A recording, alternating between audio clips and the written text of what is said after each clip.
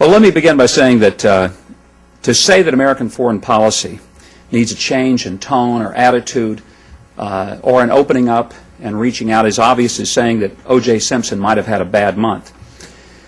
This administration's bunker mentality has been counterproductive both at home and abroad.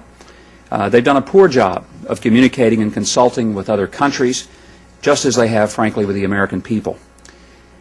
There's a sense in which our situation with prestige in the world is a great deal like many of us experienced as a child growing up in a neighborhood where there was one kid who was just exceptional at everything he did.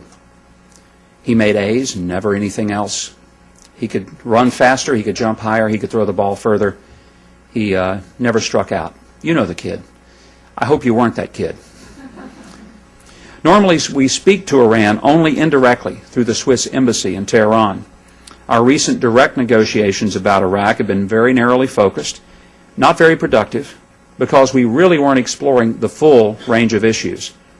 We have valuable incentives to offer Iran in exchange for helping us to stabilize Iraq, not supporting the Taliban, Hamas, and Hezbollah, and abandoning their nuclear ambitions. Trade and economic assistance, full diplomatic relations, and security guarantees. And while there can be no rational dealings with al-Qaeda, Iran is a nation-state looking for regional power. It plays the normal power politics that we do understand and can skillfully and rightfully pursue, and we have substantial issues to negotiate with them. We haven't had diplomatic relationships with Iran in almost 30 years, most of my entire adult life, and a lot of good it's done. Putting this in human terms, all of us know that when we stop talking to a parent or a sibling or even a friend, it's impossible to resolve the differences to move that relationship forward. Well, the same is true for countries. If we had had diplomatic relations with Iraq and an ambassador in Baghdad, we obviously would have had better information. Before we put boots on the ground in the future, we better have a few wingtips there first. And when President Bush included Iran in the axis of evil, everything went downhill pretty fast. As the only presidential candidate with a theology degree, along with several years of political experience, I know that theology is black and white. Politics is not. My enemy today on one issue may be my friend tomorrow on another. Bottom line is this. Iran is a regional threat to the balance of power in the Middle and Near East. Al-Qaeda is an existential threat to the United States. I know that we cannot live with Al-Qaeda, but there is a chance we can live with a domesticated Iran. Now, while our failure to engage Iran seems to be leading to our potentially attacking them, our failure to engage al-Qaeda in Pakistan seems to be leading to their attacking us again. When we let bin Laden escape at Tora Bora in December of 2001, he fled Afghanistan into Pakistan, and we played Brer Fox to his Brer Rabbit.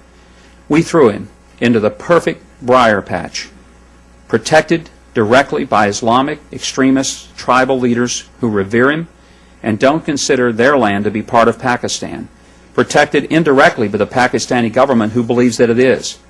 I am convinced that our focus on Iraq at the expense of Pakistan or Iran is like dealing with a neighbor's house which is on fire while ignoring the house on the other side of the street that's filled with carbon monoxide.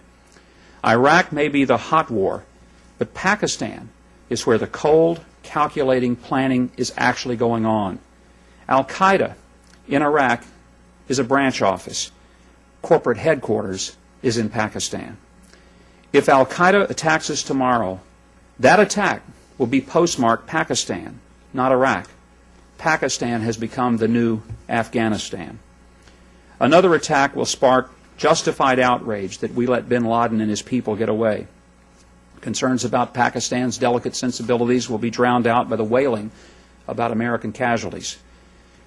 The American people will not understand why our supposed ally refused to help us or why our government put put up with their intransience. I would prefer to skip the next attack and the exasperated fury that it will rightly generate and cut to the chase by going after al-Qaeda's safe haven in Pakistan.